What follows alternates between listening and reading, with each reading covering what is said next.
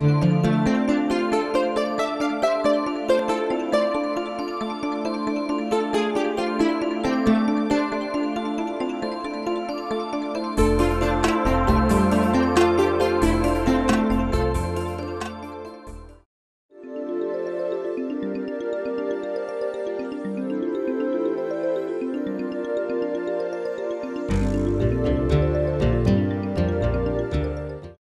like to welcome everyone to the 8th Kallins Little Delgado Scholarship Dinner.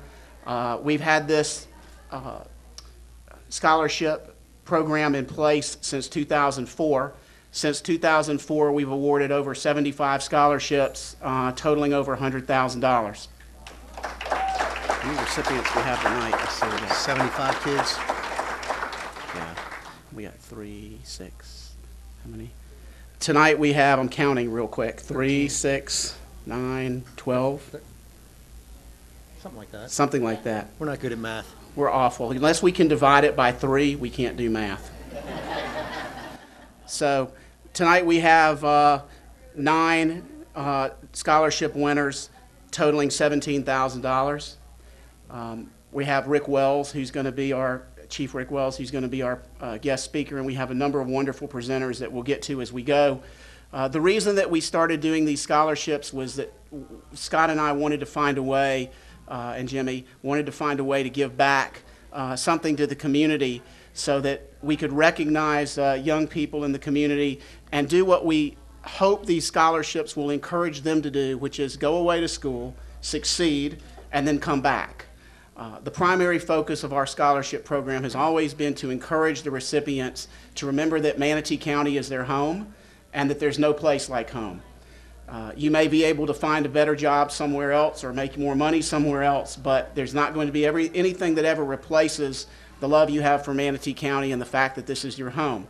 So this is Scott's adopted home. He's been here longer than most of us have been alive. And I was born here, graduated from high school here, went to school and came back. So we want to encourage all the recipients because this night, while it's as much for your parents as it may seem to be for you, it's primarily you, the scholarship recipients night. So the messages that we give you and that the presenters give you and that I'm sure Chief Wells will give you are directed to you, not your parents and not your teachers. You know, not any of us old haggard lawyers, but primarily to you, and our purpose in doing it is designed to have you come back. We remember Scott and I when we went to school and what financial aid we were able to get and what student loans we were able to borrow at exorbitant interest rates were great, but they didn't do things like help us buy some clothes. They didn't do things like put enough gas in our car so we could drive from where we lived to get to school, you know, without having to spend all of our spending money on it.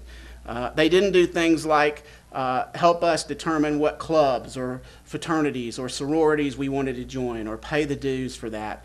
Or they didn't necessarily even buy us books or study aids or materials or anything like that. Pizza. Pizza, true.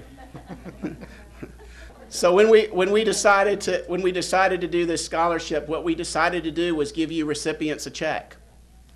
So we're not depositing any money into your student loan account or handing it to the university that you go to. We're leaving it to your discretion, your wisdom, and your judgment where you spend your money. Spend it for what you like. We don't care. The only thing we ask is that every now and then, if you are succeeding or you're doing well, you think about us and you send us an email or drop us a line because we're invested in you at this point and we'd like to know how you're doing. Okay? And as I said, just as we're invested in you, the purpose of this is we hope you're invested in Manatee County. My name is Jim Delgado, and it's an honor to have everybody tonight.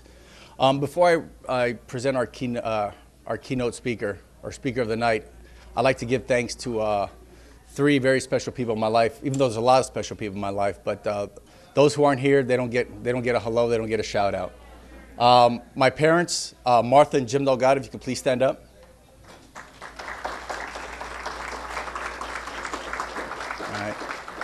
I want to say thank you to them. I learned the lesson the hard way. Everything they told me growing up, I didn't listen to it until I was 22, 23.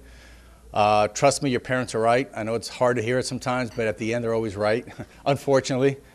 And they were pretty, the I told you so's. I think those stopped they haven't stopped yet. And I'm 45, so I've been hearing I told you so's now for 20-something years. And another person, obviously, my rock, my partner in life, partner in crime, my partner in life, my best friend, my wife, Sherry Delgado. All right. You know, I always feel bad for Sherry at events like this, you know, because I spend most of my time talking and meeting and shaking everybody's hands, and she has to sit there. I know a lot of you are familiar with that, kind of just endure it. When we first got married, that was a little rough. It was a little rough because I'd leave her somewhere. I'd go up and I'd leave her. And I'd come back and, yeah, I forgot that she didn't know anybody.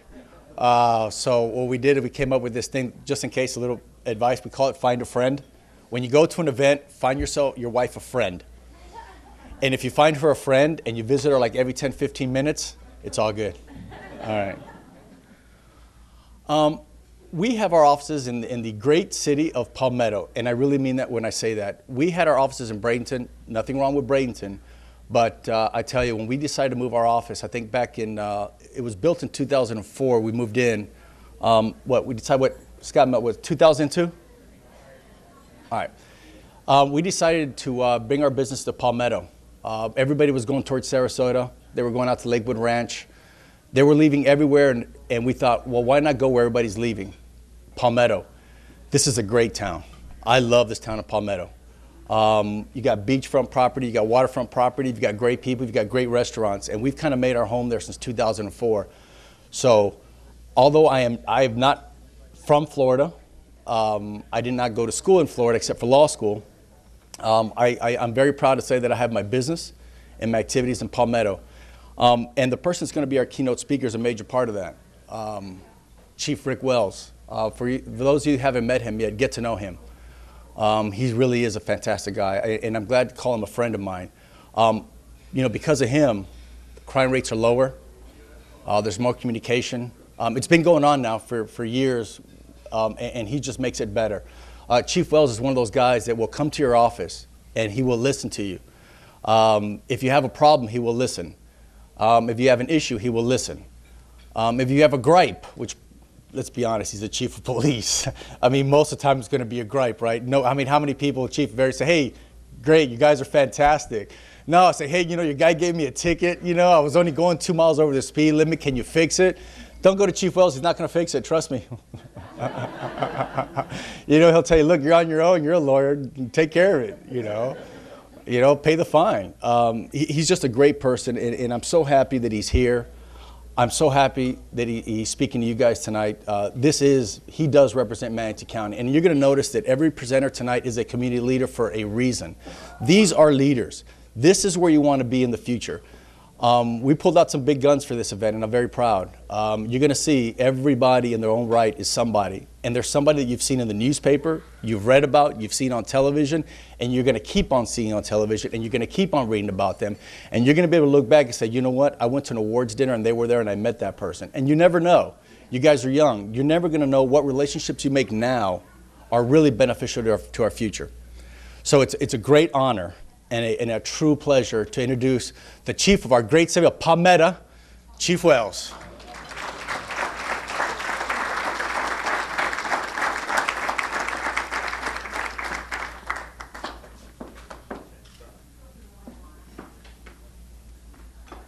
Good evening. Thank you so much. First, just let me, I just want to thank Kallins, Little, and Delgado. I want to thank you for having me, because this is refreshing for me.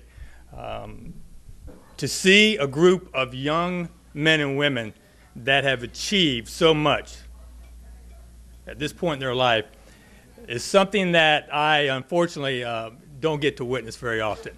In my line of work, I find myself wanting to help young people on a regular basis. I'm always around them, always trying to do something. I'm with a group of people constantly trying to help my community. So this is refreshing. Now, I've been in law enforcement for 28 years. I know that it's probably hard to believe. I look a lot younger than that. These are gray highlights that I intentionally put in my hair to make me look distinguished, because you have to look distinguished when you're a chief. But you know, when you're a new cop, a new officer, you think you're going to go out there, you're going to put the bad guys in jail, you're going to change the world. I got a star on my car, one on my chest, I'm going to make things happen. And then as you get older, you realize this is not working because we cannot arrest ourselves out of this problem. So you start making decisions on how you're going to prevent, how you're going to be proactive in helping people, because let's face it, when you start talking about privatizing prisons, see, that concerns me. That concerns me because when you privatize a prison, that becomes a business. It's like a hotel. Well, hotels need to have occupants. That's how you make your money. I'm not all for that. So I want to keep people out of jail. If you ask Sheriff Stubbe, he doesn't want people in the jail. He gets hammered every time he has more than he's supposed to have. So we work hard trying to be proactive. And, I give praise to my city and my county commissioners, legislators. They have rough decisions to make every year. There's programs that they try to save. Some we have to cut, some they can save, but they have a hard job. But the bottom line is, now young people, I know you're not going into law enforcement, so just bear with me. I spoke to a couple of you. I know you're far too intelligent to go into law enforcement. Just stick with me on this. You are going to see my reasoning for this. We have a very high recidivism rate throughout the nation. Now, the latest study that we have for Florida goes back 2009. That's the only one that I can find when I look at statistics. And Florida is better than most. But the bottom line is it's still a very high number of people that repeat offenders. And there's a lot of factors that go into play when they do their comparison, when they do the study. I want you to focus on two factors that are really alarming to me. The age of the offender. Young offenders are more likely to repeat. Based upon that young teenager gets put into juvenile justice, probably going to repeat again. The percentages are very high. Education level. A young offender who has not done well in school is not probably going to graduate from high school. They are put into the system. Very high percentage of them are going to repeat. So why is that such a concern to me? Because I'm doing what I can to keep them out. Programs are being cut. They have to be cut. So now I work with volunteers. That's who's getting the work done now when it comes to trying to be proactive. I look at rehabilitation. I look at deterring, helping these young people stay out of juvenile justice. Everyone that I work with, the people that are doing the hard work nowadays are volunteers. Because that's all we have left right now. Jails do a good job. Sheriff Stubbe, and you can get your GED. If a young offender is in the Manatee County Jail and they haven't got their high school diploma, he does offer them a GED program if they want to take it. Hopefully they do, because that's a factor that once they get that diploma, it lowers their chances of going back. Why? Because it's a lot easier to get a job with a diploma than to get a job without. So now they've raised their odds a little bit. But I work with some great volunteers in Palmetto. I've surrounded myself with a group of pastors and community leaders who want to make a difference. And we were having a meeting just a few weeks ago, and I just want to share a couple of stories with you because they're real. I don't come up here with fairy tales. I want you to know what's going on now in your county.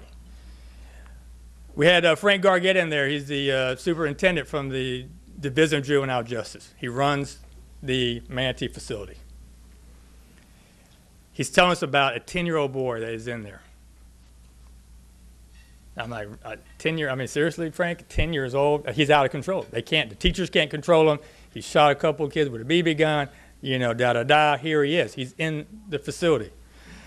In that group that I'm with is a man by the name of Mr. Wallace. Mr. Wallace is just an outstanding human being. He's close to 70 years old. He was a barber most of his life. He volunteers. When we get done with that meeting, Mr. Wallace says, Frank, I want to go talk to this young man at your facility. Because because that was the whole purpose for having Frank there to begin with, is we wanted to start mentoring those kids that are in the facility so we can help keep them from reoffending. Mr. Wallace goes to the juvenile detention facility, and he talks to this young 10-year-old boy who is having some serious issues. He's from a broken home.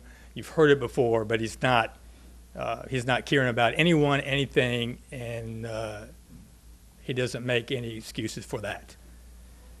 Mr. Wallace begins to talk to him. Mr. Wallace is a golfer, and I mean he is a true golfer, not like me. He plays to win. He knows what he's doing. Right now we're working on bringing the First Tee. Anybody heard the First Tee program? We're bringing that to Manatee County. That's because of Mr. Wallace. We got that done. So there's 9 core values. Mr. Wallace, I mean, to him, those 9 core values, if you can get a young person to really grab hold of those 9 core values, even though you're talking to them about golf, those are life lessons. For me, I love to golf, but after about the 4th hole, my core values change.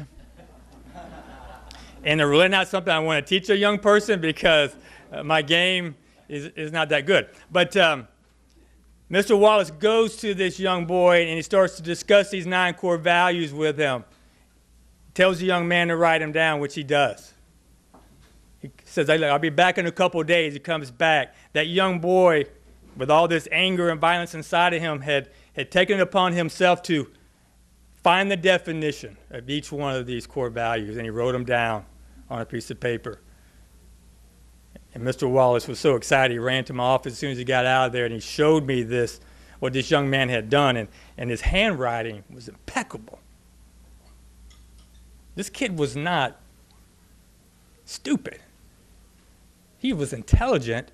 He was crying out for something. But, I mean, when you saw, his handwriting was better than mine. I'm just going to say it. His handwriting was great. He wrote those core values down. He wrote those definitions. So we started working with this young man. Mr. Wallace says, hey, he's got to go to court in a couple weeks. I want to go. I said, no problem. We'll set that up. He goes to court. The judge, being a compassionate judge, allows Mr. Wallace to speak. They get that young boy moved to an uncle in Bradenton, close to Mr. Wallace. And now, because of just a few minutes of his time, he has changed that young man's life. He is now succeeding. He is now working hard in school. We have another young woman in our group.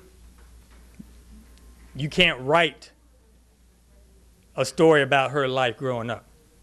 Bad situation. She's broken home, foster parents, family nowhere around. She knew that she wanted to be an attorney. She was going to succeed at that, and she worked very hard, and she is a practicing attorney here in Manatee County. Now, when we go out and she mentors a young person, that young person can't tell her how bad they have it, because you're never going to have it as bad as she did. So she can relate to what they're saying. She can talk to them. She can help them, and she changes their perspective. And because of that, they start to succeed academically, but more importantly, they start to understand the importance of acting right and having those core values, having integrity, having good character, not lashing out. Take some time to think about things before you just decide you're just going to knock that person in the face. Now, this is where you guys, young men and women, this is where you come into play. I went to a group a couple of weeks ago, the meeting in Palmetto at the Youth Center. They are young kids that are in high school. The goal is to get them through middle school, high school, and then get them on to college where you're going today. So they've got some struggles in life, but they want to learn. So the parents were there, and we had some other leaders there. But what really grabbed my attention was 2 college students that were there to help these kids every Wednesday. Help them with their education. Tutor them, mentor them, be with them, understand the fact that, hey, we care about you, we want you to succeed. Do you understand the power of that? See, we've got this situation that, and I deal with this all the time, neighbors don't help neighbors, people don't care about what's going on in their neighborhood, we don't watch out for each other like we used to. If you talk to your grandparents, they'll tell you, hey, you know, it took a village to raise a child. Everyone was involved in raising that child. If the mom wasn't there, the neighbor was there. He would take care of them until mom got back or dad got back. We looked out for one another. Those times have changed. There's people that we talked to, they couldn't tell you what their neighbor's name is. But these young kids have taken the time. They're sophomores here in local college. They're there helping these young kids succeed. So this is what I'm asking you to do.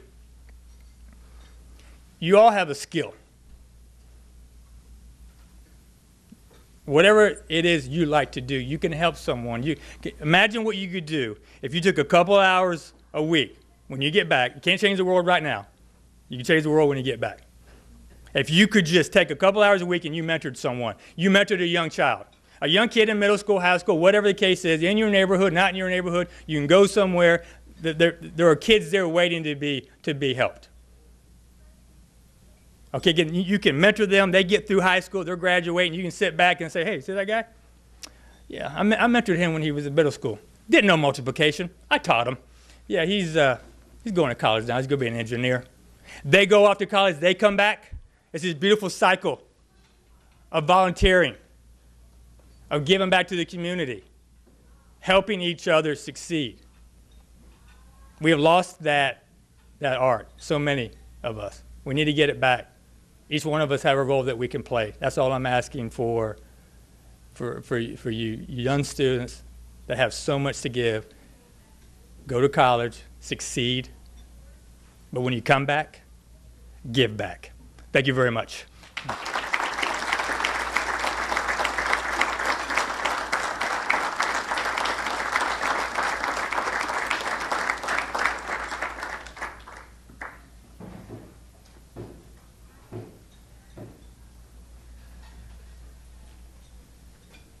Thank you, Chief Wells. Your message runs immediately parallel with what we're trying to do here. We definitely want all of our scholarship recipients to go, to take every advantage of their education, to learn their skill, learn their trade, learn their practice, and come back, and then help someone else with a helping hand. We are really lucky tonight, of our firm and you recipients, to have any number of community leaders here tonight to help with this program. Our very first one is someone who I met about 10 years ago, and I've been in Bradenton now for about 25 years, a little more, plus or minus. About 10 years ago, I met an individual who impressed me so distinctly by his contributions to our community. And John Horne, come on up, John. John Horne is just a fabulous, fun, and incredibly stylish guy. Let me tell you a little bit about John, because he has a resume, one to be very proud of, and one that I'm really proud of, to be able to say that he is a friend and he is going to be a presenter. John owns 3 restaurants here in Bradenton, all of which are award-winning restaurants, all of which are seafood restaurants. John's the owner of the Anna Maria Oyster Bar. John has an incredible passion for this community. When we talk about community servants, you're looking at one. He does so much for this community that it is almost unimaginable to believe that he has the time, the energy, and the willingness to do what he does. He opens his house for organizations. He opens his restaurants for charities. He puts on functions that are amazing. In addition to that, he's on many, many community service organizations. Let me just give you a little piece of what he does. John's been on the Council of Advisors for Leadership Florida. He's on the board at the Anna Maria Island Community Center, the Manatee Chamber of Commerce, Leadership Manatee, the American Cancer Society, Meals on Wheels. He's a board member of the Florida Restaurant Lodging Association. He's currently the chairman of the board of the Manatee County Chamber of the Commerce. He runs a golf tournament. He's raised over $600,000 for local charities. He's a rock. He really, truly is. And he's the kind of example that we want you to see, the kind of example that you don't hear about on TV. You don't hear his name raised on radio. You don't walk into his restaurant and see big pictures of him shaking hands with politicians and community activists and handing out items. He's a very humble but very devoted servant to our community. But I got to tell you, this is the best part about John Horne that I need you all to know. That John graduated from Clemson University, which has a very rigorous administrative management department. And John wants you to know that one should never discount the dummy in the classroom when you get to college. I'd like to introduce you to nobody's dummy, John Horne. Have your attendee come and Okay, happy to. The first thing I want to do is thank all of you guys for having me here, but more importantly, for inviting me here. Thanks for not inviting my mother and father here, because after they hear all of the accolades of all of you guys that are in school, they'd look at me and say, what did you do in high school? How did you even get out? So first, Lizzie, will you come join me? Mary Elizabeth Annunci is the first recipient, but I want her to be up here while I'm talking about her so you can see all about her. Very good, thank you. This is great that you guys are given this money to help these kids in school. Lizzie joins us this evening with her mother, Mary Beth. Lizzie has learned that there are two different types of people in the world, the doers and the watchers. It's taken a lot of us a lot longer to learn that than her years. She says that the doers and watchers, she herself considers herself a doer, and has proven this through her work ethics at Palmetto High School, where she maintains a 3.6 GPA. What Scott didn't tell you is my GPA was 174. So watch out for the dummy in the back of the room. Lizzie is a member of the National Honor Society. She's a member of the student government. She's the editor of the yearbook, and she holds down two part-time jobs, one at the Vanity Fair outlet and the other at Capalbo's. Glad to keep it in the restaurant, people.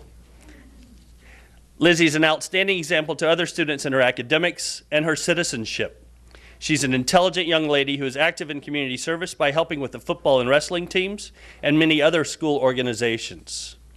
Ever since she can remember, Lizzie has watched CSI and other programs relating to forensics or dealing with solving crimes and murders. Having friends at the police force and talking with them about career choices has confirmed her decision and motivated her to achieve her goals in studying forensics. Chief? There you go. You didn't come talk to me. Here's your next forensic chief. Lizzie will go to State College of Florida to compete for an associate's degree, then transfer to the University of Central Florida to major in forensics.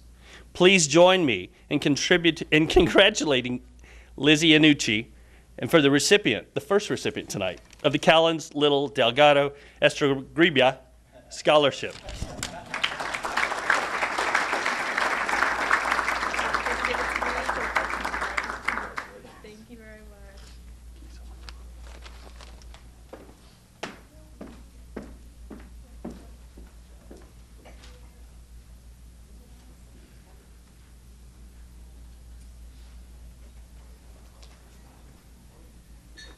Thank you, John, and congratulations.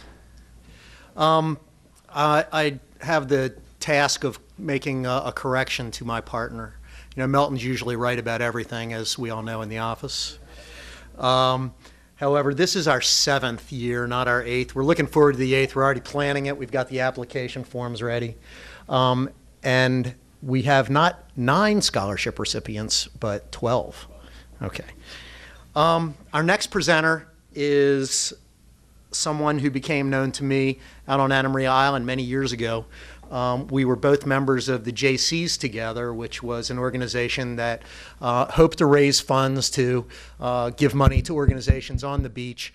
And she, hopefully through our fun and our money raising and our contributions to the community there found a particular delight in helping the community.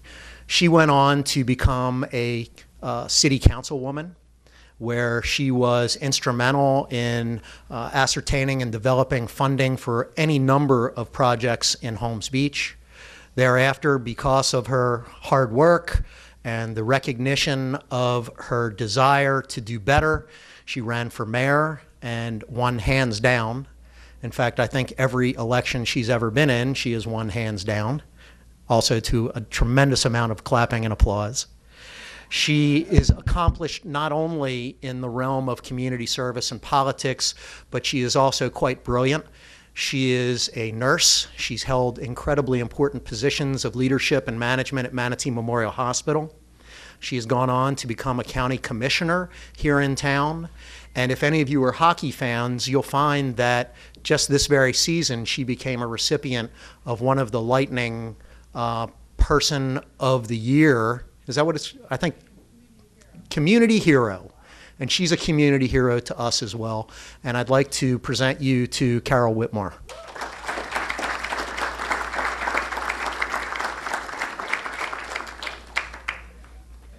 Thanks for coming.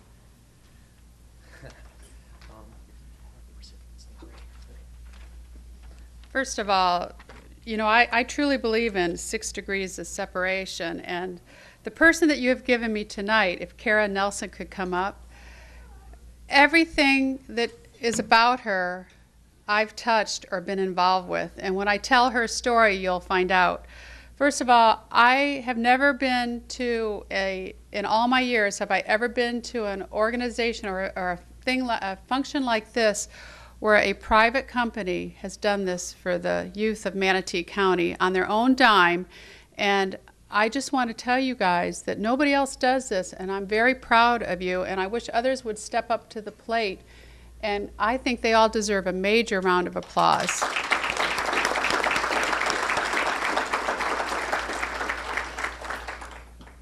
All right, and Kara, I lived on the island since 1969, so when you hear her story, you'll say why I'm so lucky I was chosen to give her her award. Kara joins us this evening with her parents, Scott and Sharon Nelson. As you can see, Kara is quite tall compared to other senior girls in her class. This gives her a distinct presence and has many, but it also has many useful advantages. Unfortunately, when it comes to clothing, the fashion industry has little to offer tall women who want to dress in a trendy and chic fashion. This dilemma has led Kara to realize exactly what she would like to do after college. She wants to create a specialty clothing for lengthy women that are stylish and affordable. And my daughter owns Pink and Navy on Anna Maria, which is a chic clothing store for young people, and the clothes would be right up to here. So we need you desperately. And I wore flat shoes because I'm tall and I know I can get away with it, and so hopefully. Kara has been extremely active at Manatee High School, which is where I went. She participates in student council. She's on class board. She's on Ocean Awareness, the art club, and is on the Sugar Canes dance team and the varsity swim team. While doing all this, she maintains a 3.94 GPA and will graduate at the top 4% of her graduating class. Kara has earned the White M Award, varsity letter for both the Sugar Cane dance team and the swim team, Red Level Renaissance each year, and Most Improved Swimmer Award. Kara is also a very active volunteer helping out with various organizations. She has designed t-shirts for both the Baby Bowl and the Manatee Football State Championship game. She has spent hours choreographing, dancing for the students at St. Joe's Catholic School, and she's helped with beach cleanups and volunteered at the food pantry, which I'm very familiar with. Kara has also worked part-time at the Sandbar restaurant. A very good friend of mine, Ed Childs, owns it. I know it well. She's also worked at the West Coast Surf Shop. I used to live on top of it. She's also worked at the Longboat Key Chapel, and my daughter was married there. And the Shore Store, where I think you probably presently work, that's my son-in-law's favorite store in St. Armand's. I told you, this is like meant to be. Kara has been accepted to the University of Florida, Florida State University, and the University of Central Florida. She has decided to attend Florida State, where she will study fashion merchandising to begin her college education. Please join me in congratulating Kara Nelson as the recipient of the 2012 Kallins Little Delgado and Estigrabia Scholarship. Kara? Congratulations. Thank you.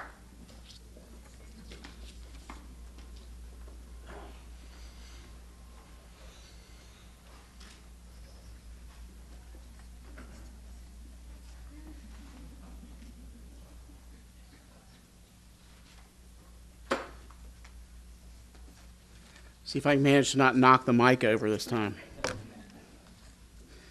You know, you really should never give a trial while you're an open mic. It's just like a recipe for disaster. I wanted to follow, and the other thing is you should never let me go after Scott, because that's just dangerous for Scott. So, you know, the reason that Scott didn't go to Clemson was that Western Maryland gave him more money. And you know, I know all of you students. Very quickly, this process, how you're selected, we don't hire somebody to select you. This process is the result of clever, negotiated lawyering between myself, Scott, and Jimmy, including threats, some physical violence, a little bit of anger and demands. After we read every application, we narrow it down to about 30, 35 each. Then we read the essays. Then we all make selections. Then all three of us get together and we look to see what ones of us selected more than one particular student. If there's 2 or 3, then you go to the next cut. Then we get back together again and we narrow it down again from that perspective. And then we get back together again and go through that process all over again to determine how we divide the 3,000s, the 2,000s, and the 1,000s. So, and we all have our own positions, and we all have our own favorites, and we have all have our own advocates, but what we all do know is as much about you as possible before we made your selections. So, you know, if we know what school you went to and you're wondering how we know that, that's probably because we've read your application a number of times, we've read your essay, and we know who you are. So that's the process that we go through. Summer Smith. Summer Smith is a reporter and anchor for Bay News 9. Most of you have probably seen her on television. She began her broadcasting career as an intern working for ABC 2020 in New York City. She worked as a producer at the ABC affiliate in Tallahassee. Some of you are headed there. Followed by other producing stints at Florida News Channel in Tallahassee, and then some production right here at Bay News 9. She left Bay News 9 and worked as an anchor at the CBS affiliate in Grand Junction, Colorado, the CBS affiliate in Beckley, West Virginia, and the WB affiliate in Tampa. And where does she end up? Back where we want you to end up, here in Manatee County. She's thrilled to be back at Bay News 9 with her family and her friends. She holds a Bachelor of Science degree in Communications from Florida State University, a Master's degree in Broadcasting from Florida A&M University. She's a Manatee County native, still has strong ties to the area. She sits on the board for the Bradenton Yacht Club and Meals on Wheels. She lives in Manatee County with her husband, Brian, 2 children, 5-year-old son, Camden, and 2-year-old daughter, Campbell. And don't be fooled, if you know what Krav Maga is, I would not mess with Summer Smith. And our next presenter, Summer Smith. Hello. All right, Cara, I hope you don't remember or don't forget the vertically challenged over here. I'm only 5'1", so I hope you remember we have problems too, so thank you. And I'm glad you're going to Florida State. That's where I met my husband, Brian, over there. And then Mary. I went to Palmetto too, so proud of both of you. And I hope my children are here one day soon. And then appropriately enough, I'm introducing Devin McDermott from Lakewood Ranch High School. Devin has joined us this evening with her parents, Robert and Sherry Lynn. And Devin, come on up. I thought that was you. All right, Devin is not vertically challenged. Devin is a much-focused individual who has a bright future as a broadcast journalist. During high school, she has taken all the possible TV production classes, is a member of the yearbook staff, and has delivered the morning announcements each week since 10th grade. She is currently ranked in the top 2% of her class of over 400 students and maintains a 3.98 GPA. That's big. Along with her academic excellence, Devin is an accomplished athlete as she is the captain of the girls' varsity cross-country team, track and field, and girls' soccer team. She also participates in student government, the senior advisory board, history club member, international key club member, Lakewood leader member, and has been in the Gold Renaissance program for 3 years. Some of her accomplishments include voted most involved, Seniors Perfect Attendance, Dartmouth Barr Book Award, Outstanding Performance Award, Magna Cum Laude, 3 Sports Scholar Athlete Award, Wendy's High School National Finalist, ABC 7 News Athlete of the Week, and Most Valuable Player Award. Devin also believes in giving back to her community. She has over 600 hours of community service in various organizations such as Camp Rock, Pediatric Cancer Awareness, Mission Samoset, Salvation Army, American Cancer Society, Diabetes Association, Calvary Chapel Cinco de Mayo Outreach, and many other student government projects. I'd like to read a quote from one of Devin's teachers. Outside of school, Devin has shown superior athleticism and accomplishments for the past 4 years in cross country, track and field, and soccer. As one can see, Devin is the epitome of an accomplished, industrious Renaissance woman whose talent and intelligence destine her for success in any area she chooses. Devin plans are to major in broadcast journalism, run cross country and track, and become the next ESPN sportscaster. I think she can do that. I have no doubt we will see Devin on ESPN in the near future. So please join me in congratulating Devin McDermott as the recipient of the 2012 Kallins Little Delgado I can't pronounce it, sorry. Estribia Scholarship. Very good. See what comes with the job. Good job. Good job. Congratulations.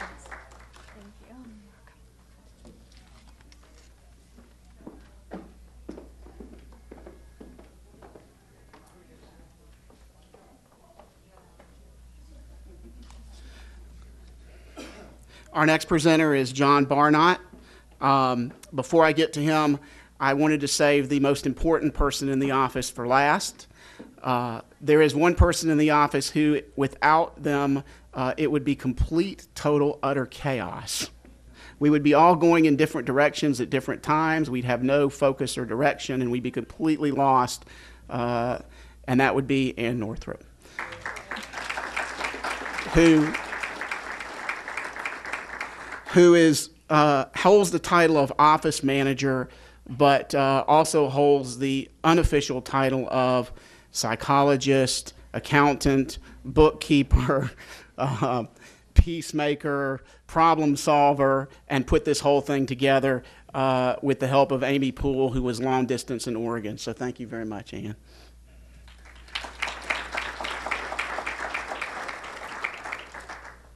Here's another one of those guys that you don't see on in the newspaper or on TV necessarily, that's a quiet community servant and is also one of my good friends and heroes, and that would be John Barnott. Come on up, John. John is Manatee County Government's Director of Building and Development Services. He was born and raised in Lexington, Kentucky, and attended the University of Kentucky, a school that's just about equal in size as Clemson. He has 36 years in the utility industry, 30 years of that with Columbia Gas, which was a natural gas utility headquartered in Columbus, Ohio. He held numerous executive positions in office and field operations with Columbia before he retired in October of 2000. You would think once he retired, he would think, hey, I really don't want to, get involved with something like Manatee County government, but that isn't who John Barnott is. He joined Manatee County government in April 2001 as the Administrator of Utilities Customer Service. He was responsible for areas of customer service, recycling, solid waste, meteor services, and he had a staff of more than 100 employees. Those of you who follow the news knew that and I'm sure Commissioner Whitmore can explain, if not, that we had some problems with the building department. It was one of those areas of the county that the commissioners, when they came in, took a look at and decided there needed to be some changes made, and they went out and tapped John Barnott to be the person to come in and make those changes. And there were tough decisions for him to make. There were staff decisions. There were long-held policies of the way people did things in the building department that were marginally on the verge of acceptable, and John corrected all of those. And the reason he corrected all of those is why you see a slow upgrowth in commercial industry and businesses and construction in Manatee County because of the way he's handled the building department. He was asked to direct the newly formed building department and services, which oversees contractor licensing, plan reviews, permitting inspection, floodplain management, developmental plans, environmental, transportation, comprehensive planning, code enforcement. He directed the How Will We Grow project, which outlines Manatee County's growth for the next 50 years. He's been director of the Manatee, Florida Harley Owners Group, motorcycles. He was involved with Special Olympics of Florida, a mentor with Take Stock in Children for a program with Manatee County Schools. He serves on the board of the directors for Lakewood Ranch Business Alliance. He's an avid golfer. Chief? Avid golfer? He serves, he's also, he and his wife Lisa have 3 children, a son John, his wife Beth, grandson Jake, daughters Lee Ann and Amanda. And the one thing he doesn't have on his resume that I know is John is a United States Army Ranger veteran who served in Vietnam during that conflict. So, my friend John Barnott.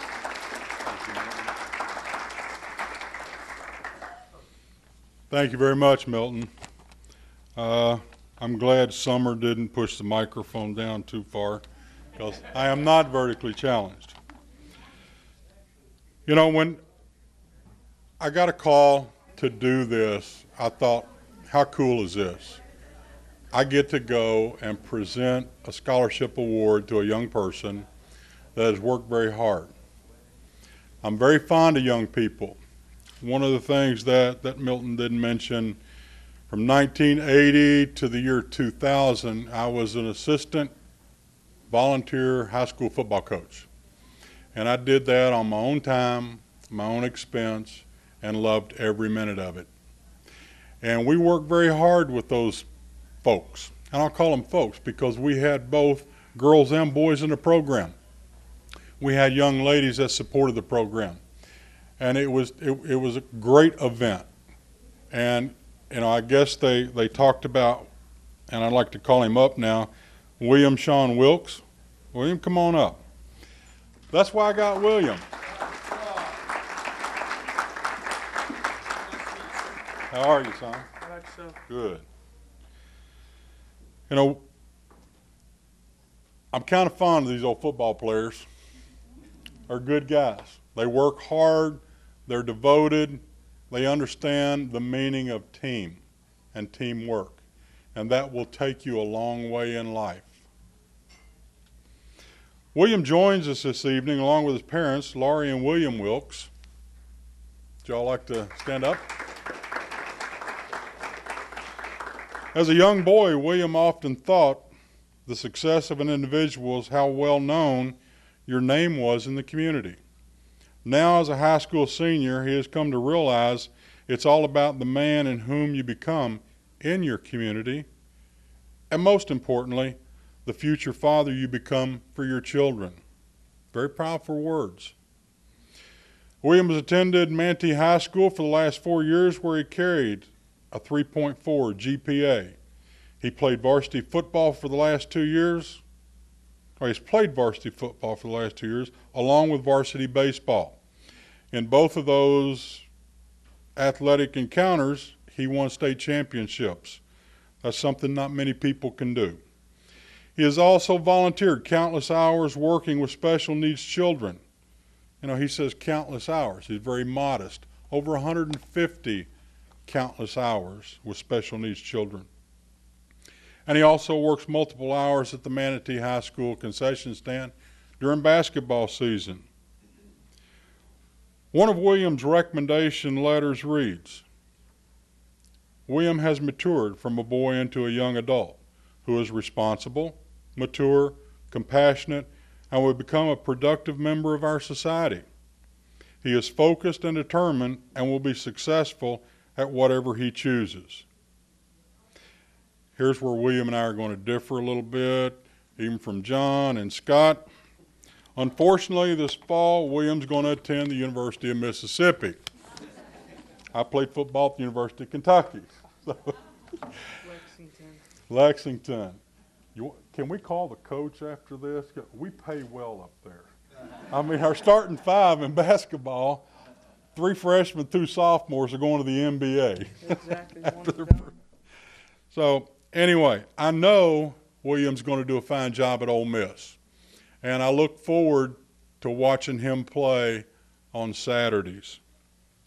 Please join me in congratulating William Sean Wilkes as a recipient of the 2012 Kallins, Little, and Delgado Scholarship Award. Thank you, sir. Congratulations, young man. Thank you,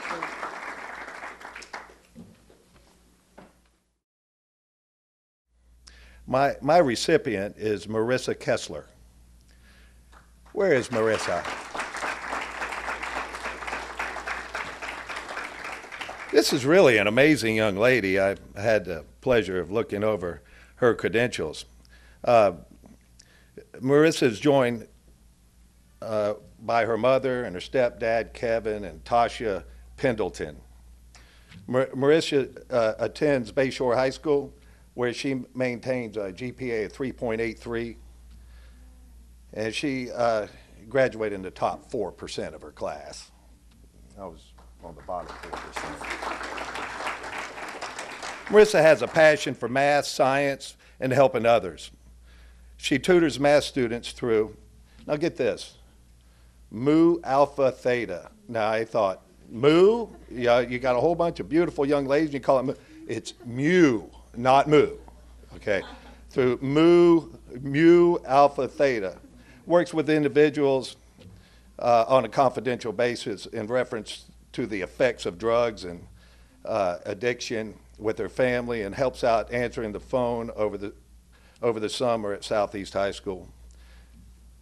Since Marissa is classified as an early admissions student at State College of Florida, she is not required to be on campus at Bayshore. However, because of her commitments, maturity, and insightfulness, she maintains her connection with activities at Bayshore. She is the president of her student government, has been a varsity cheerleader for 3 years, and is involved in the speech and forensics club at her school. Marissa was the junior class vice president. She won an Outstanding Achievement Award, an Academic B Award, and was captain of the cheerleading team. Golly, girl. One of Marissa's counselors wrote, during her life, Marissa has experienced much adversity. She continued to focus on her goal of academic excellence and continued to have success. Just a few months ago, her father passed away unexpectedly. Not long after that, she was put in a hospital for emergency surgery. In spite of all these misfortunes and tragedy, she has continued to keep up with her academic responsibilities and will graduate in the top 4% of her graduating class. Marissa will finish her degree at State College of Florida and then enter radiology technologist program. Really? Yeah. Please join me in congratulating Marissa Kessler as a recipient of the 2012 Kallins, Little, Delgado, and Delgado, there you go, award. Congratulations, baby. Next time, call me first.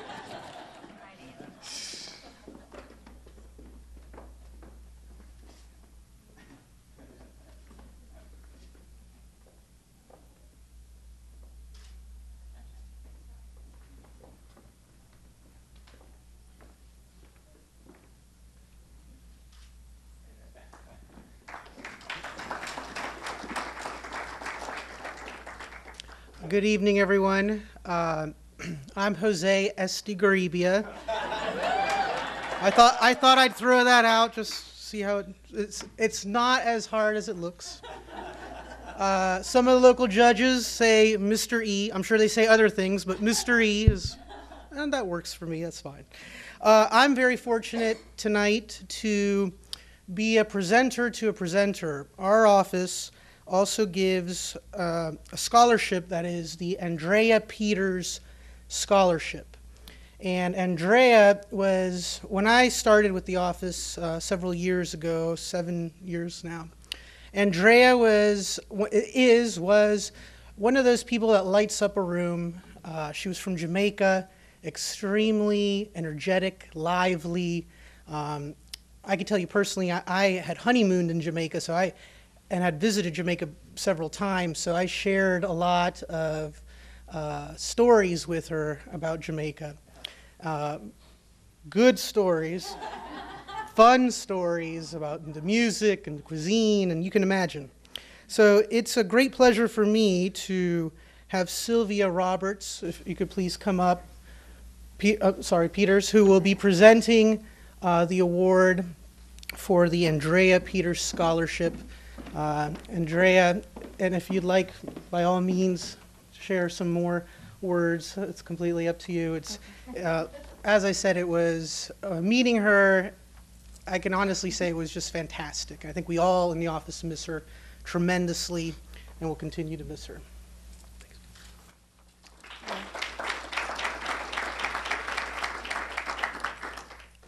My mom, Andrea Peters, worked with Scott Melton, Jose, and everybody else at the law firm for about 15 years. And last year she passed away, so I'm here invited by Ann. I came last year for the first time, and happy to be back. So tonight I am speaking about Sharon Sanders.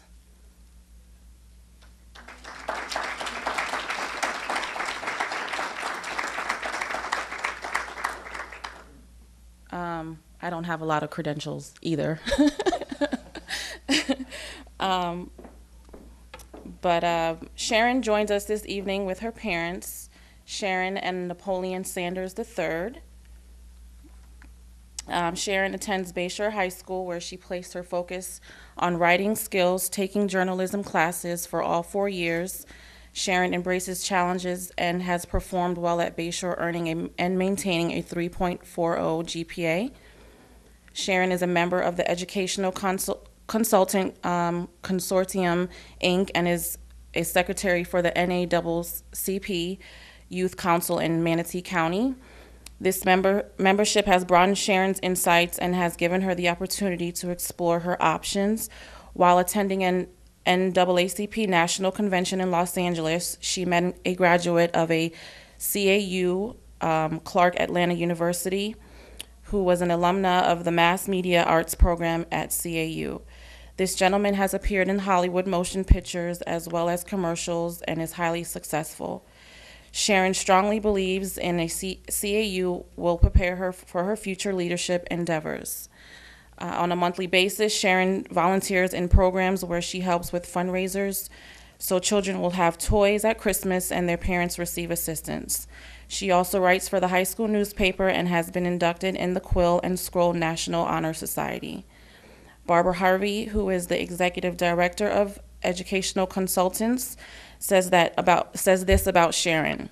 Ms. Sanders is responsible and anxious to help others. She has the unique ability to admit to her mistakes, makes the necessary corrections, and learns from them.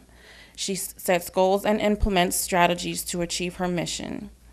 Please join me in congratulating Sharon Sanders as a recipient of the 2012 Kallins, Little, Delgado, and Estagribia Scholarship.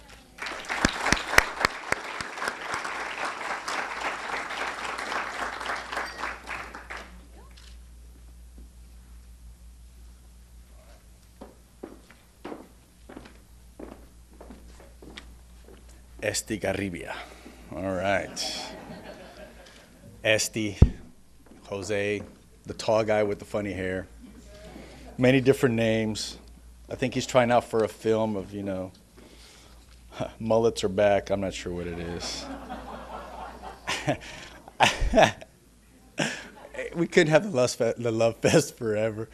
Bill, can you come up, please? I won't make fun of you, Bill, promise.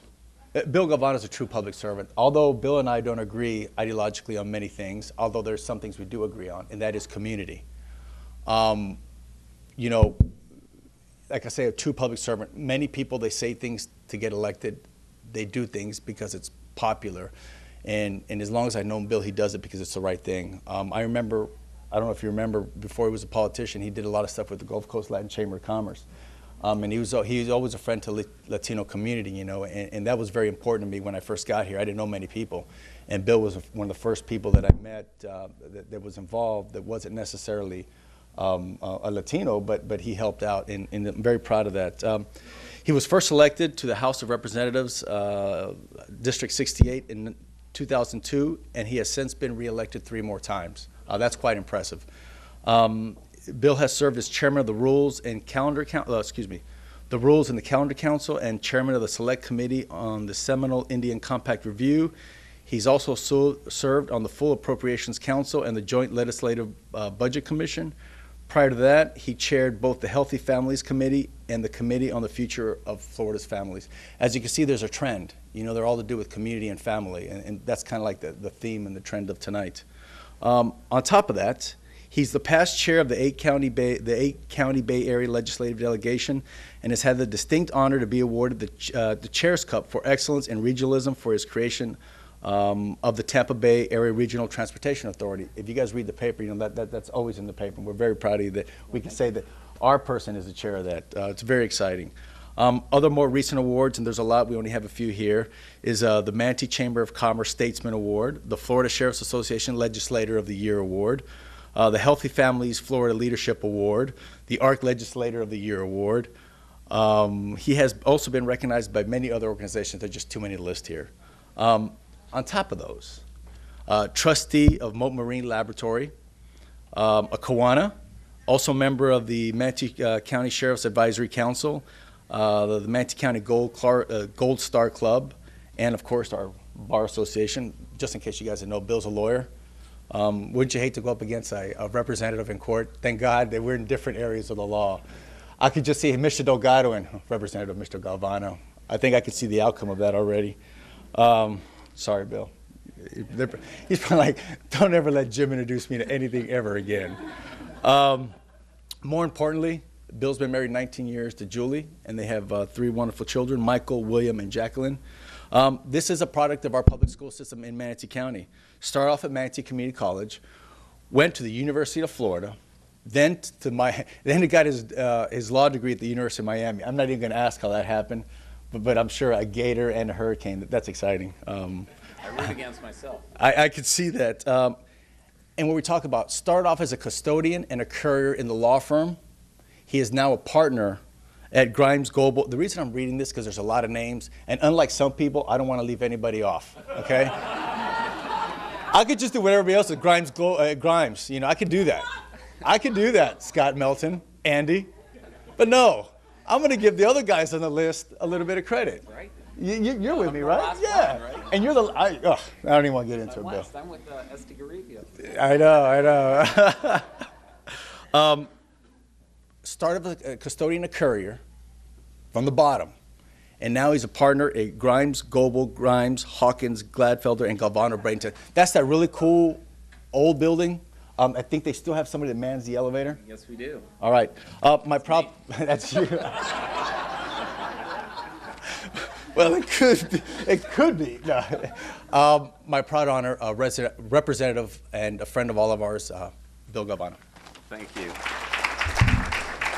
Thank you, Jim, for that introduction. It's really quite an honor to be here with all these talented young people. It's really amazing. And by the way, I was thinking, Cara, as you're studying fashion, you might want to get some tips from John Horne.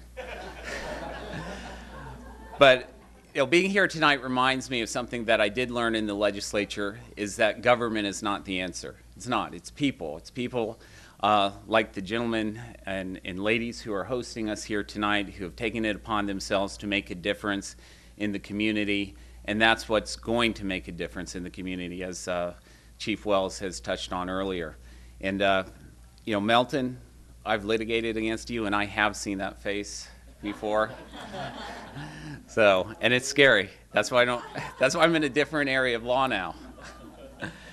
But tonight it's a real honor to introduce a young man, Brian Laurie, who I've known for many, many years. Brian, come on up here.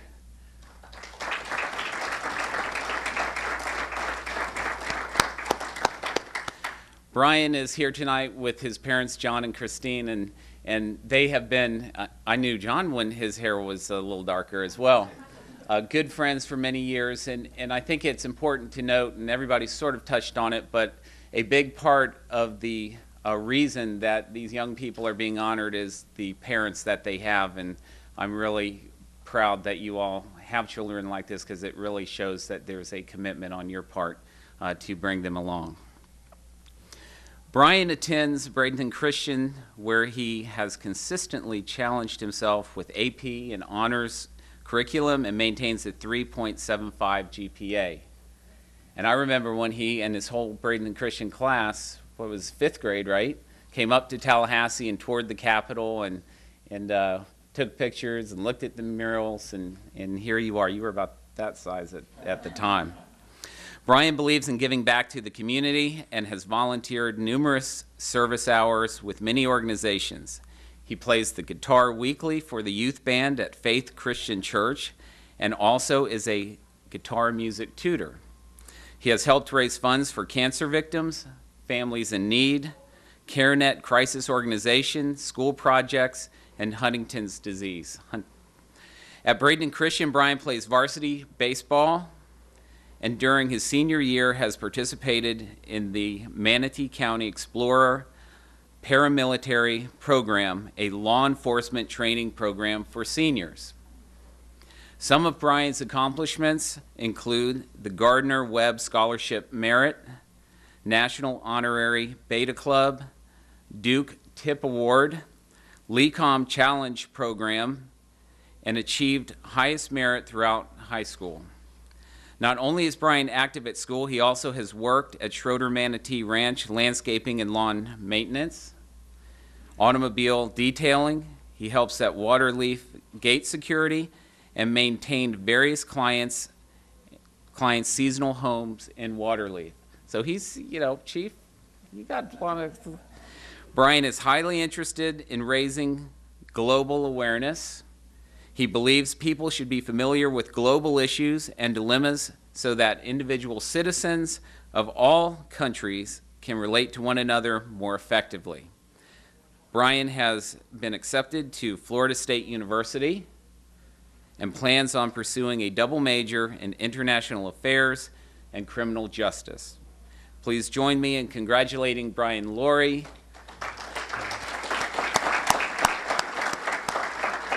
Brian, congratulations. There you go. Proud of you. Thank you.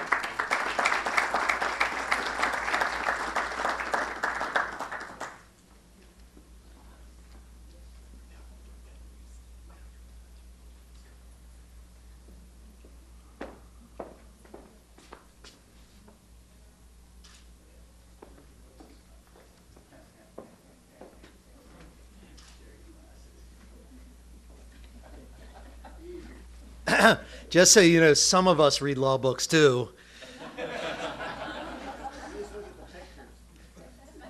I gotta see those pictures clearly. We have a new friend in Manatee County as of last year. In addition to being a new friend, he's also a very important friend to Bradenton. Dr. Brian Kimbrell came to us from originally from Southern Illinois. He graduated from the University of Illinois College of Medicine in 1997, then moved to Southern California, where he completed his residency in general surgery in Los Angeles. It was during that time that he developed a passion for trauma surgery and proceeded to obtain both a surgical critical care fellowship as well as a trauma surgery fellowship at the University of Southern California, Los Angeles County USC Medical Center. He continued to be on staff there as a professor of medicine, and ultimately, and fortunately for us, has recently undertaken the job as the director of trauma at Blake Hospital. Dr. Kimbrell runs that center for us now. He is, as I said, the director of that center, which has now received full certification. He is married to Dr. Melinda Lucerna. She is also a physician, a plastic surgeon here in town, and it's my pleasure to introduce him to us. He is a new friend, and hopefully one that we don't ever need to visit personally, but certainly would like to encourage him to stay and be professionally with us. Dr. Kimbrell.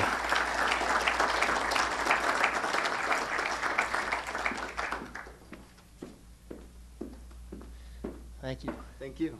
Thank you.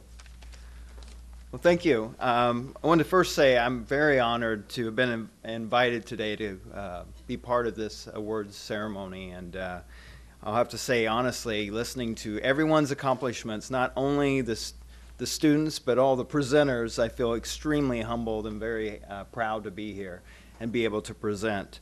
So with that being said, Weston Hasselbring, can I have you come on up over here while I talk about you a little bit?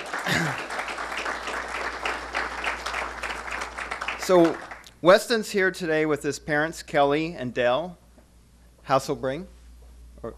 There you are. And Weston has committed his high school years to his education, leadership abilities, volunteer opportunities, and his sport, which is lacrosse, right?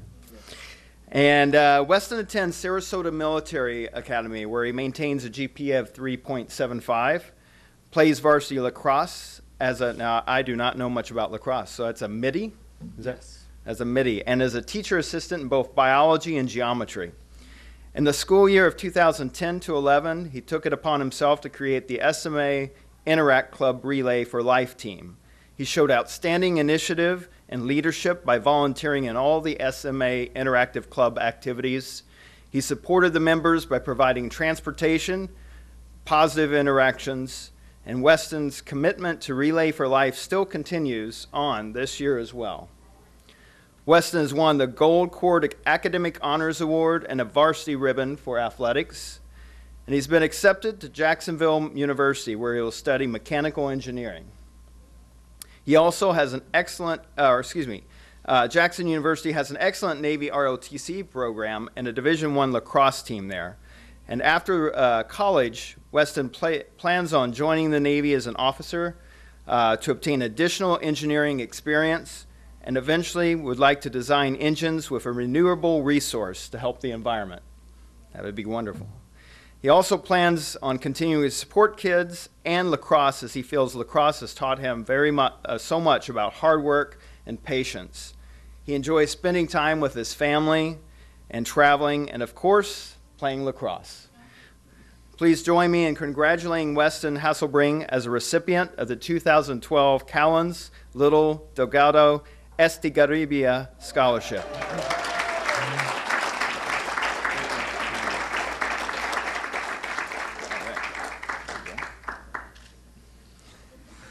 Over here.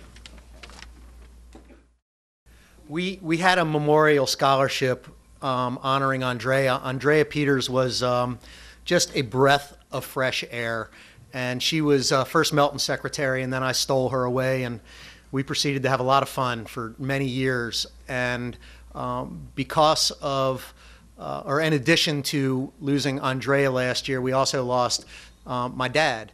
My dad was a really interesting guy. Not only did he live to 101 years old, but he had a fabulously remarkable life. He graduated from high school and went on to pharmacy school. And if that was not enough, thereafter he graduated from medical school. So he was a pharmacist as well as a medical doctor. He was a champion swimmer back in the Weissmiller era. He thereafter went off to war. He built a hospital. He raised 5 children together with my mom, who's seated over there. She's my date tonight.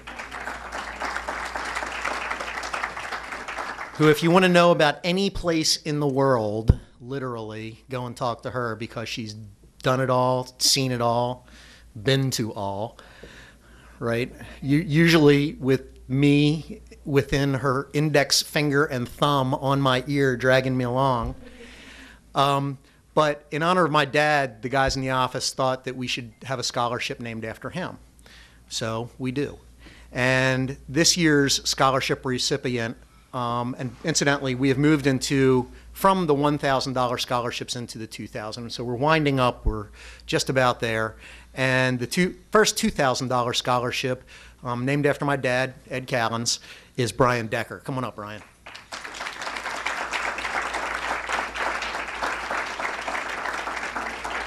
How are you? Very good. Very good. All right. Brian is the eldest of 8 children.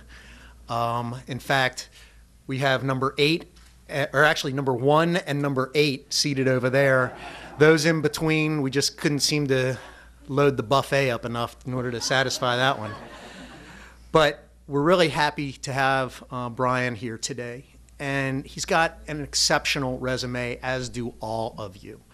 But I think only in fairness to him, I should recite to you a little bit about him. He's here tonight with his parents, Brian and Sarah. He's an unusually well-rounded young man who is incredibly motivated and accomplished. He not only is a student and an athlete, but he's also a musician. He attends Palmetto High School. He maintains a 3.97 GPA. Would you get a B+ once? And he's challenged himself with every advanced placement class he could take, as well as dual enrollment. And he will also graduate numero uno in his class this year.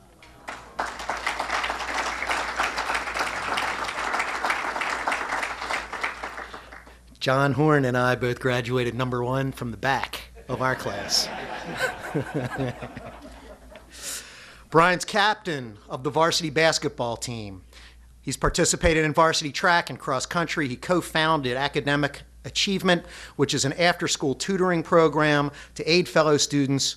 He's part of the Palmetto High School academic team and local chapter of the National Honor Society. He has donated hundreds of hours of his time coaching and supervising youth programs, and he was named the 2011 Parish YMCA Volunteer of the Year. He's enjoyed the YMCA as a place of employment where he's a gym supervisor, and aside from his sports activities, he's the first chair in the orchestra playing the violin for Palmetto High School, and he expects to receive the award as well of what is nearly unattainable, which is Eagle Scout. As I said, he's the eldest of 8 children. He's always shown an interest in medicine. He loves to help people with anything to do with science or other mathematical tasks.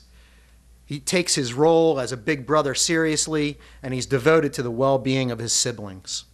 His youngest sister was born with a serious medical problem, and he believes that this has become a serious and dutiful motivation for him in the future. He's known as being responsible, independent. He's absolutely a leader in the community, and he hopes to attend Duke or Harvard in the fall and major in pre-med. Please join me in congratulating Brian as a Kallins and Little Scholarship winner. Congratulations.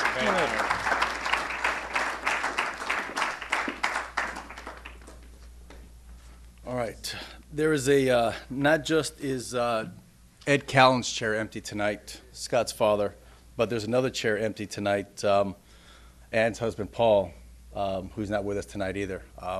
It's been an interesting year and a half at our firm. We've lost a lot of friends and family, all of us at some personal level or not. So, you know, these awards are for them and named after them. So we like to have a lot of fun, but it's also to recognize some of the empty chairs that we have here. And hopefully they won't be empty for so long. The next winner is Elizabeth. Can you please come up here? This is when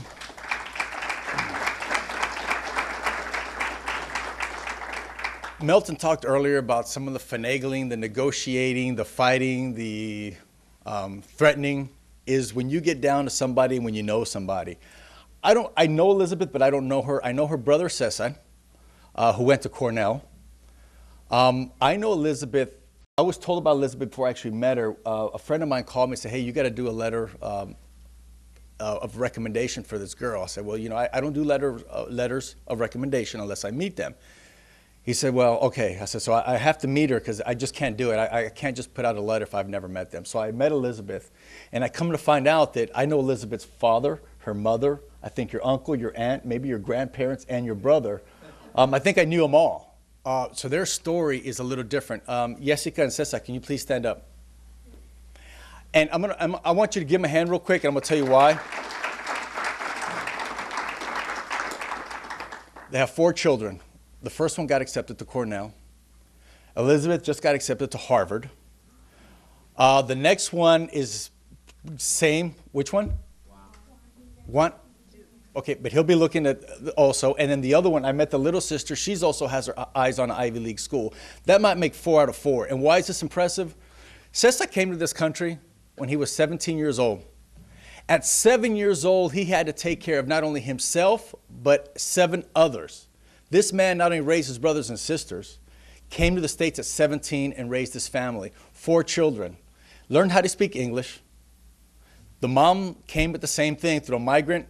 I asked the mom, where are you from? She goes, it depends. I'm kind of going everywhere. When they got here to this country, we just went everywhere, and we went everywhere. Basically following the crop. This is what makes us so proud today. It makes me especially proud. You know, I'm a first-generation Mexican-American born in this country. I was born in a border town. And sometimes people don't understand how hard it is for us. We're kind of in limbo. We're not from here and we're not from there. You know, we're born into a Latino family, but when we go to school, it's with the Anglos, and you never feel 100% in either community.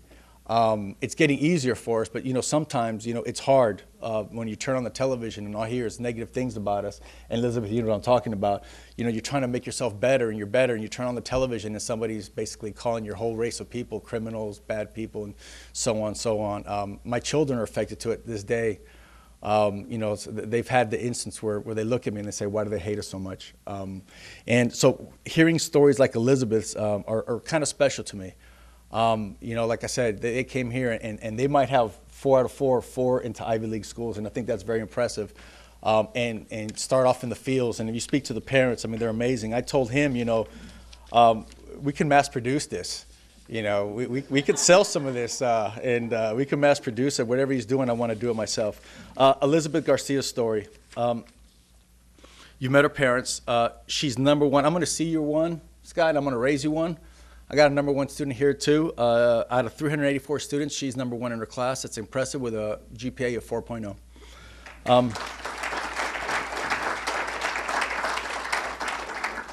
She's the president of the Future Business Leaders of America, member of the Technology Association, president of the French Club, vice president of the academic team, so couldn't make president. They only let you have one president. Oh, okay. Well, you could have done it. Member of Student Government Association, committee chair of the Key Club, another vice president of the National Honor Society, member of the Senior Advisory Board, student rep of the Advisory Council, and participant in the mock trial team. I hate to rub it in, but our team did win. I coach a mock trial team, and we did better than her team, so I'm very happy about that. My team went to the state championship.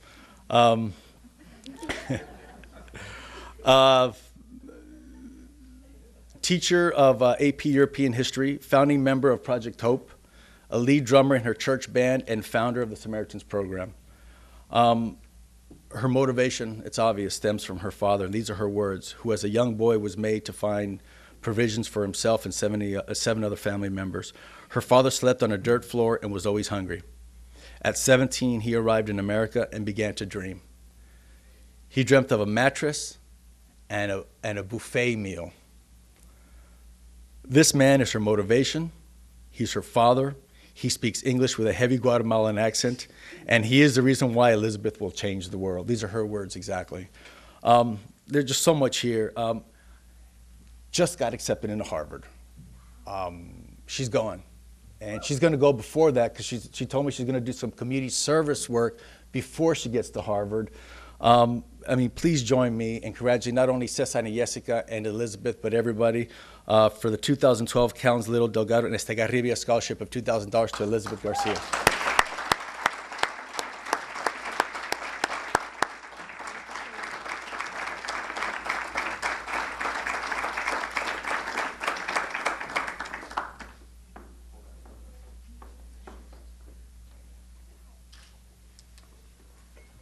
Justin Suka, could you please step forward?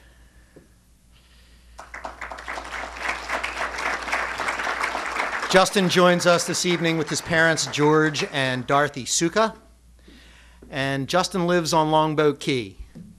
Why is that significant? Because every day he has to drive 20 miles to go to Southeast High School, where he's enrolled in their IB program. That is, to say the least, an extraordinarily rigorous academic program. The academic challenge which he has undertaken succumbed to his 4.0 grade point average. Perfect grade point average in the IB program at Southeast High School, which in and of itself is laudatory and deserves a clap.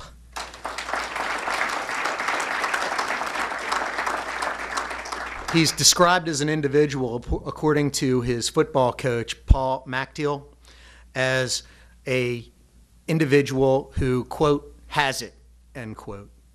He's a competitive athlete who's been on varsity football, varsity tennis, varsity weightlifting team, all for 4 years of his high school career. In the spring of his junior career, while practicing as an offensive lineman, hence the size, he was sidelined with an injury. He tore his ACL and his MCL. He basically messed up his knee pretty badly.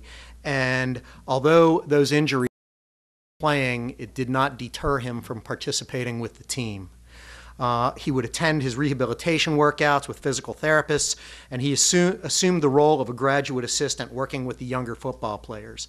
He replaced his athletic practice with the caring and service hours of being an assistant coach. He helped the offensive line coaches at all the practices. He attended every game to cheer on his teammates and did whatever he could to make up for his inability physically to be on the field as a player. Fortunately, his knee issues resolved, only to permit him to return to the tennis courts, where he went on to play not only singles but doubles on the varsity. Some of his honors and his awards include Member of the Key Club, Teacher Choice Award, the He Has It Award, the STEM Award, which is the Best Science, Technology, Engineering, and Math Student, the Cornell Book Award, and Outstanding Student Athlete. Outside of his athletic abilities, Justin has volunteered at Mote Marine over the past few years, working with researchers, analyzing data, giving tours to visitors, and working in the gift shop on a weekly basis. He has a passion for the sea and the abundance of organisms it contains, which leads him to the University of Miami, where they have a stellar marine biology program where he hopes to study, research, and enable his fellow researchers to find a cure for some of the more heinous diseases that we have, namely cancer. Researching the seas to find cures for cancer and preserving the ecological world are just a few of Justin's dreams. The University of Miami will provide him with a great start to obtaining his goals. Join me in congratulating Justin Suka as his Kallins Little Delgado Estegarribia Scholarship. Congratulations. Pretty fantastic. Come on over.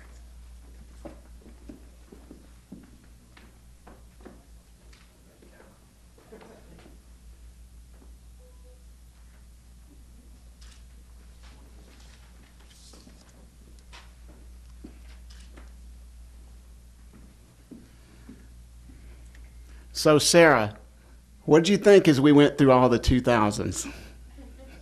Come on up.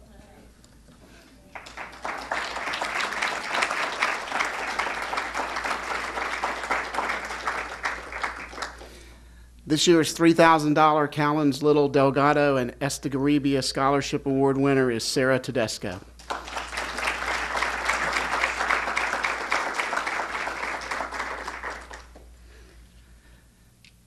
Sarah attends Manatee School of the Arts. She's here with her mother tonight, Elaine.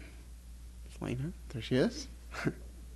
Sarah is an amazing young woman who no doubt will change the world for the better. Her goal is to become a professional journalist and to give a voice to those who don't have an opportunity to be heard or declare their own opinions. She believes that college is not a need but a privilege, and she hopes to attend Emerson College in Boston, Massachusetts to obtain her educational goals. Maybe you can get with our Harvard attendee over there and hang out some, and there you go. You know, you can always pool some of your funds, you know. At Manatee School of the Arts, Sarah participates in painting, writing, social advocacy, costume design, sculpture, photography, journalism, and elderly care assistance. She maintained a 3.5 GPA as a member of the National Honor Society.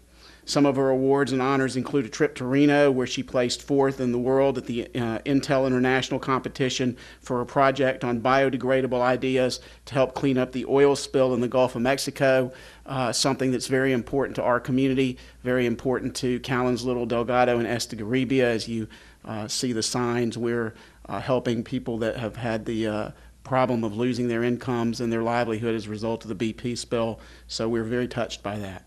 Sarah won first place in the history fair, which took her to Washington, D.C. to compete in nationals. The past 2 summers, she's attended writing camps at Brandeis University, and because of her writing and interviewing skills, she obtained a scholarship to Israel 2 years in a row and was lucky enough to spend 3 weeks in Israel and participate in the March of the Living. The March of the Living chooses ambassadors that take what they are learning and turn themselves into educated members of the next generation. And what are they becoming educated about? They're becoming educated about what was important to us when we selected her, which is her desire to educate people, transform the world, and work on a plan to start a nonprofit organization that hires Holocaust and genocide educators to teach young people all over the world how hate results in Holocaust and genocide. While in college, she plans to participate in paid internships to help pay for her college education, plans to continue to volunteer in the community and participate in community service organizations. She has also done work with the Jewish Federation as a volunteer. She was a Jewish news columnist. She was a genocide awareness activist. She's a member of Mu Alpha Theta, the National Honor Society, and it goes on and on. Please join me in congratulating our $3,000 scholarship winner, Sarah Tedesco.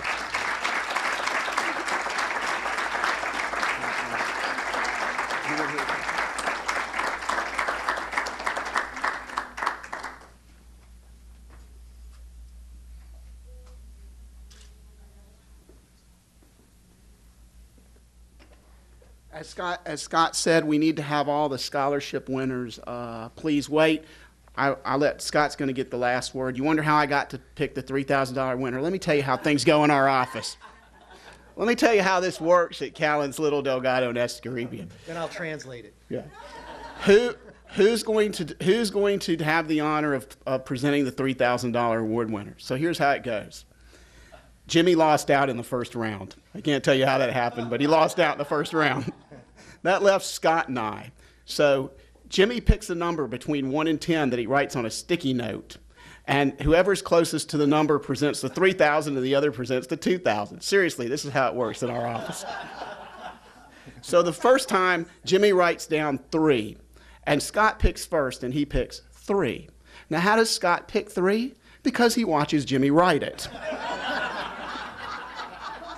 I'm very observant. Right. So I say, wait a minute. The odds of that are 1 in 10. How did you do that? So Scott, to his credit, says, I watched him write it. So there was a do-over. And when the do-over occurred, Scott picked 7. So now I'm not very good in math, except, like I said, when it comes to dividing by 3, because our contingency fees are on a third. So, but I got an idea that if he picks 7, I got a 60% chance if I pick any number from 6 down, right? So I took 6, and of course I won the $3,000. That's how it works at Kallins, Little, Delgado, and Estigarribia. So thank you again to all of our To all of our presenters, we appreciate you coming. We'll give Mr. Kallins the last word since he picked a number that he only had a 30% chance of winning. Felt lucky. I want to thank all of you for being here. Mostly, I want to thank you, parents, for raising such outstanding children. Those who should be incredibly proud of. I mean, beyond even words proud of.